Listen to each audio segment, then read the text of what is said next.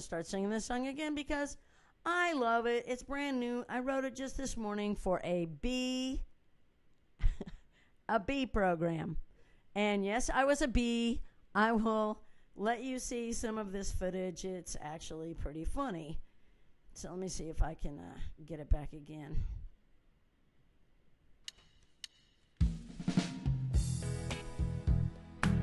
Just wrote this song, so I need the words. I have learned some lessons from the honeybee. He minds his own business and he doesn't need somebody reminding him he's got a job to do. I think I will be just like that honeybee, busy with the one thing I've been called to be, focused on my mission every morning when the day is new. I'm gonna be about my business, be about my business, be about my business and be happy in between. I'm gonna be about my business, be about my business, be about my business and be happy in between.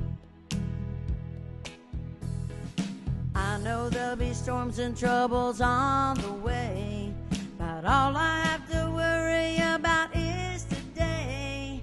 One flower to another, that's where I'll fly. I'll fly, I'll fly, I'll fly. Be a blessing everywhere this bee can go. And when the day is over, make a beeline home. Make enough honey so everybody has a supply. I'm gonna be about my business, be about my business, be about my business and be happy in between.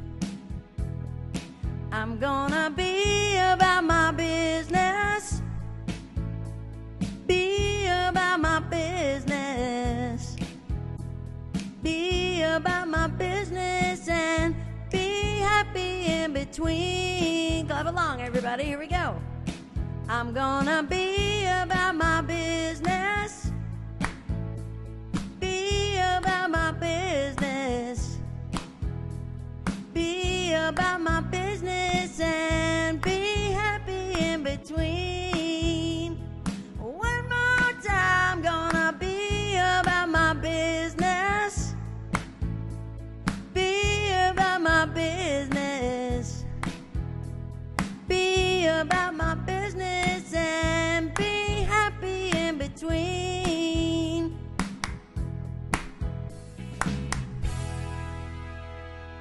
You did it. Today's title is Be About Your Business. Now, that seems like it would be a really easy thing to do, but it's not. Here's the reason why it's not. It's not because there are so many distractions trying to keep you from doing what you're supposed to be doing. It's crazy. As soon as I start down, like I'll be looking at my phone and I'll be getting in my business, trying to look up something that I'm supposed to be looking up. And here comes this little note that says, Bridget Carter just sent you a private message on TikTok. And I'm like, what is it? I must know. So I go and I look up what she's trying to tell me. And I think it's funny. So, of course, I have to say something back or I have to put a little something back. And that's the way it goes. But here's some bigger problems. That's a small problem. A bigger problem is somebody trying to ruin your day with some kind of negative Nelly stuff that they got to say to you. And, raise your hand. Give me a thumbs up sign if you have ever been just minding your own business, having a great day, and somebody is in a bad mood and they just like slather it all over you like some kind of horse manure spray that they need to have come out their mouth. It's terrible. It's terrible. And then you go away and you're in a bad mood. And I mean, if you don't have the kind of self-discipline in your life that you need to, you go and slather that bad mood on somebody else, including your own kids or including your spouse. And they did nothing and you're in a bad mood and you're just like, blah, let that vomit come out your mouth.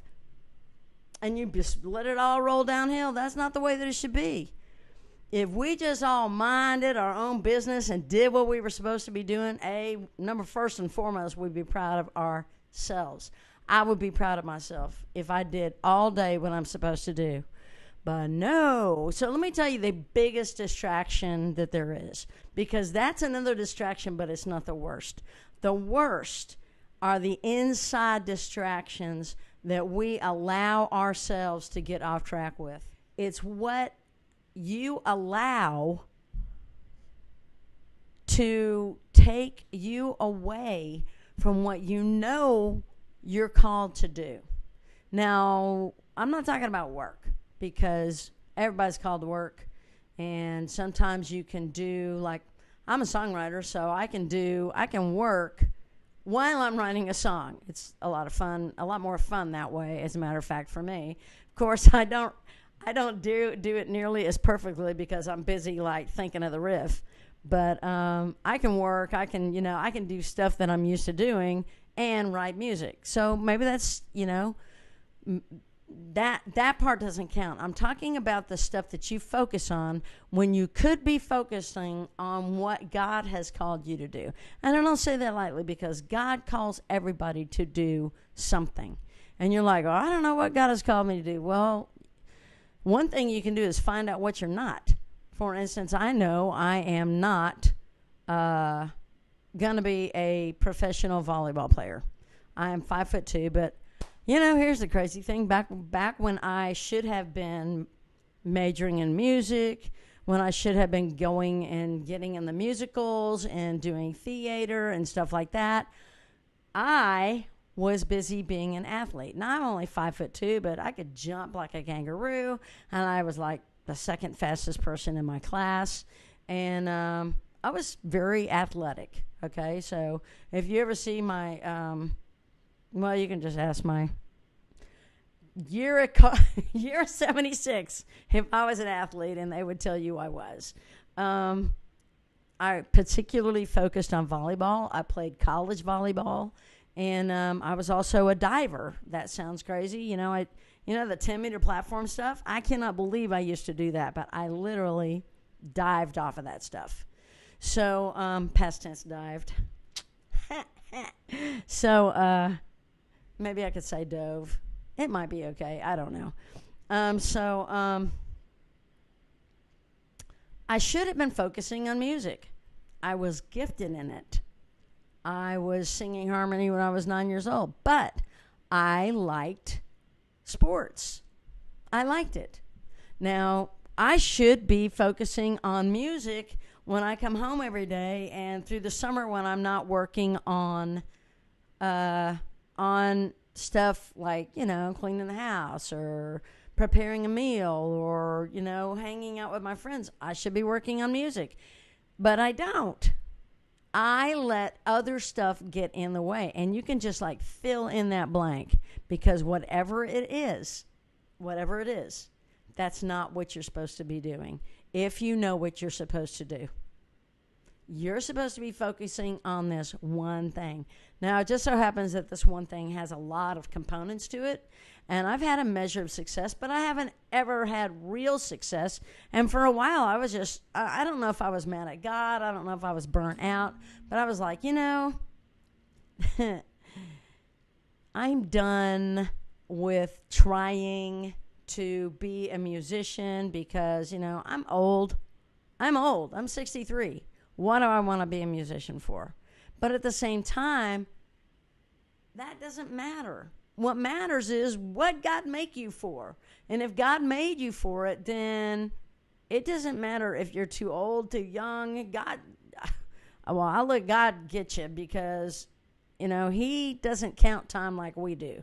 Moses was 80 years old when he went and told Israel, who did not want to follow him, that he was supposed to lead them out of Egypt to the promised land. 80. He lived 40 more years after that and accomplished everything that God told him to accomplish, except for the one thing of being able to go into the promised land. So there's that. What are you called to do? Be about your business, and do not let other people distract you. And especially, don't let yourself distract you, because yourself is the worst one. If you're anything like me, you are your worst enemy. So don't let that happen. Focus back on what God has for you. Just dive in. Whether you succeed, whether you don't succeed, it's really up to him. It's not up to you. I got mad because I didn't see the success that I wanted to see.